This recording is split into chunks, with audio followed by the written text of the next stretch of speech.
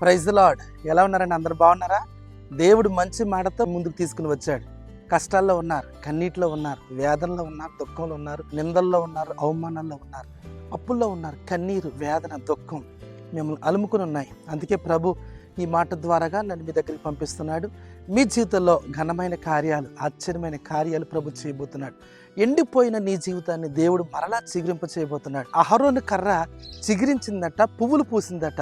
ఈ రోజు నీ జీవితం ఎండిపోయిందేమో, పాడైపోయిందేమో, అందరూ ఒకవేళ నేను వెలివేస్తారేమో, ఒంటరితనంలో విసిగిపోయేవేమో, భయపడొద్దు. అహరోను కర్రను దేవుడు ఎలాగైతే చిగురింప చేసి పువ్వులు పూయినట్లుగా చేశాడో, ఎండిపోయిన నీ జీవితాన్ని, నీ బ్రతుకును దేవుడు మరలా చిగురింప చేయబోతున్నాడు, పువ్వులు పూయించబోతున్నాడు. నువ్వు ఆశీర్వాదకరంగా మారబోతున్నావు. నీ దుఃఖ దినాలు సమాప్తం కాబోతున్నాయి. నీ వివాహ విషయంలో అద్భుతం జరగబోతుంది.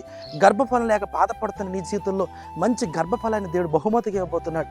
ఈ చెట్టు ఎలాగైతే ఫలించిందో నీవు అలాగ ఫలించబోతున్నావు, పువ్వులు పూయబోతున్నావు. నీ వాసనను దేవుడు సువాసనగా మార్చబోతున్నాడు.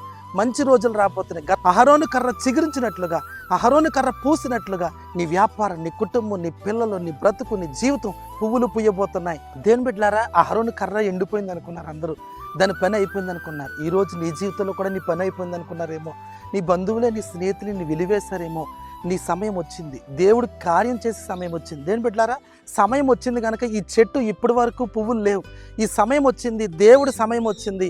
ఆ చెట్టు నిండా పువ్వులు అందంగా దేవుడు అలంకరించాడు. నిన్ను మర్చిపోతాడా? నేను మర్చిపోయే దేవుడు కాదు. నీ సమయం వచ్చింది.